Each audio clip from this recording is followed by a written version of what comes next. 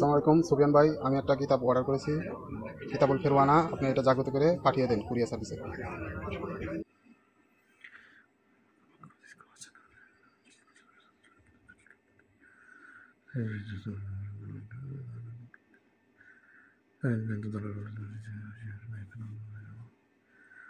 ফেরাউন।